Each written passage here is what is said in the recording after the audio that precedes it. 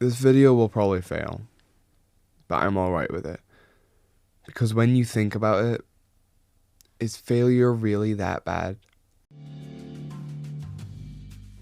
In 1943, James Gilbert Ernest Wright from General Electric was attempting to create a substitute to rubber after World War II caused the trade of natural rubber to be stunted. He failed to make what he was hoping for. Instead, he came up with a soft and slightly gooey ball which he threw down in anger, and to his surprise, the substance bounced.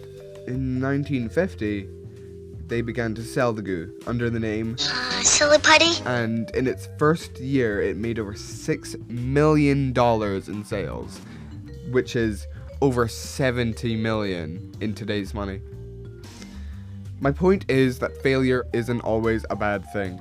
Practically everyone fails at something at some point, whether it's just failing at a game, getting broken up with, or I don't know. The point is you shouldn't let it get you down, because it can lead to brighter things.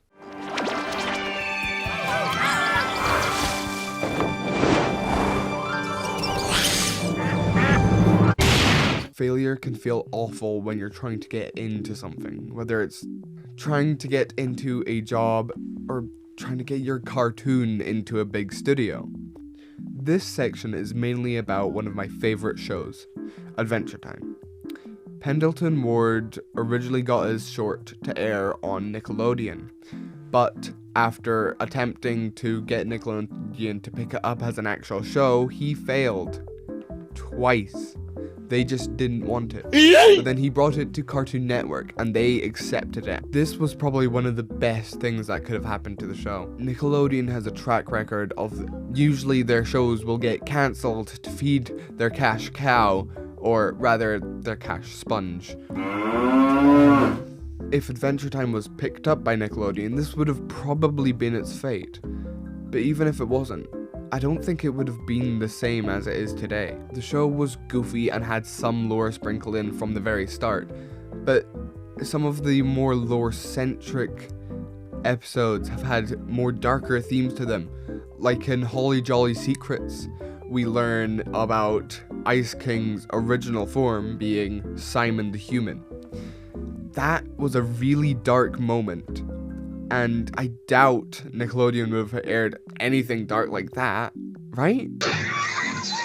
The switch to Cartoon Network also helped with Fiona and Cake existing, really. Cartoon Network made Adult Swim, and Adult Swim has made many adult cartoons, which helped from the switch over from kid-friendly content to mild swears and a bit of blood from the very first episode of Fiona and Cake.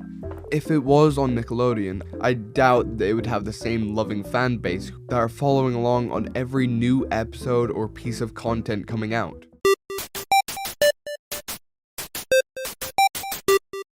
Games will usually have you fail for fun as well, because if you're immediately amazing at a game, it's not really that fun to play. That's why some games will have a ramp up in difficulty, so then you're still able to play, but you're still gonna struggle at some points. Take Undertale, for example. In my opinion, the best example of this is the Sans fight, and that is for one big reason. It changes everything. In Undertale, you learn that there are two main ways to deal with monsters. You can show them mercy or fight them. In the pacifist route, it has its own challenges, like having to figure out how exactly to pacify them, being stuck on 20 HP the entire way through, and having to follow clues in order to get into Alphys's true lab. But in the genocide route, it's easy. You just have to go along, killing every monster you see, searching for more, and killing them too. The main challenge is meant to be in having to kill the ones that you had once grown to know and grown to love.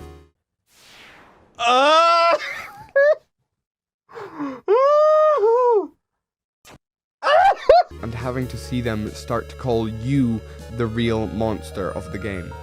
Then you meet Undyne the Undying.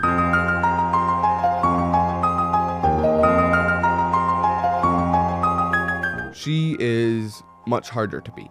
All of her attacks are much harder versions of the ones that you see in the Pacifist Fruit, and she has much more HP than the other bosses, mainly because all the other bosses die in one hit.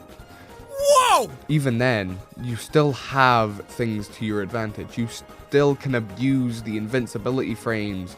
You can still plan and use certain armors and weapons in order to make the fight easier.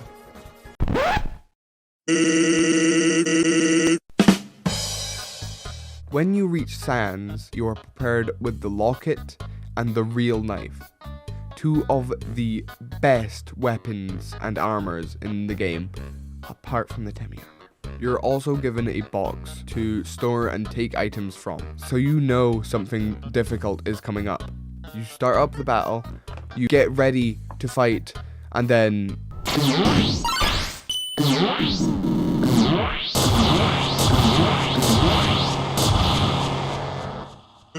Sans attacks first.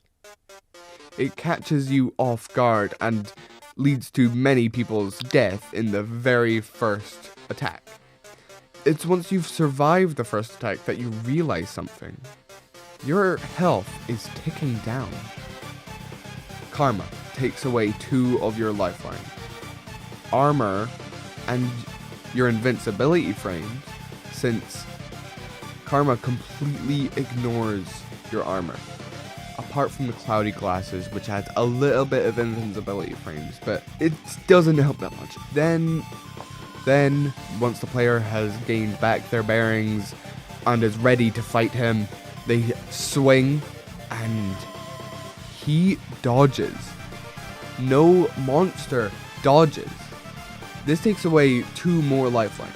The health bar, which shows you roughly how many hits you have left to do, and your weapon, since you're not doing any damage. So when you get into this fight, you can't abuse invincibility frames, can't use better equipment to get the fight done easier, and you certainly cannot tell when the fight is even going to end. And that's why people love it so much. You basically have to learn a whole new way of fighting in order to actually beat Sans by trying and failing however many times you do. Some people take hours to defeat him, some people take days.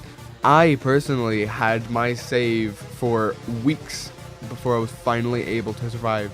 In the end, you have to literally think out of the box to kill him, because you have to slowly move the attack box towards the fight button, and then you're finally able to defeat him in one hit. The whole fight is made purely to make you fail over and over again, and that's what makes it so fun. That's what made people enjoy it so much that they made an entire simulator online just for this one fight.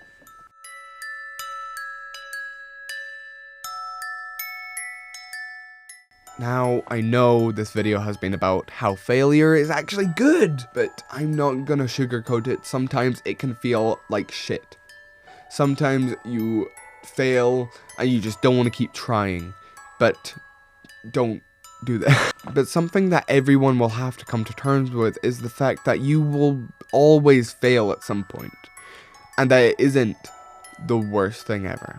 Failure lets us get better. It leads to better futures, and sometimes it can even be a little fun. This is my first time scripting, my first time recording, and my first time editing a YouTube video, so it probably won't be all that good.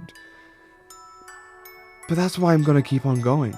It'll probably fail, and believe me, it's already been failing. I've already recorded this before, and it's just completely gone bruh, failure. But that's why I'm gonna keep on trying. That's why I'm gonna keep on making YouTube videos until it's good enough. Good enough for you, good enough for me, good enough that I know I am a YouTuber. So next time you fail at something, remember that failure is necessary for a better future. And remember to always believe in yourself. Because if you give up, after every single failure, eventually, you'll run out of things to fail at.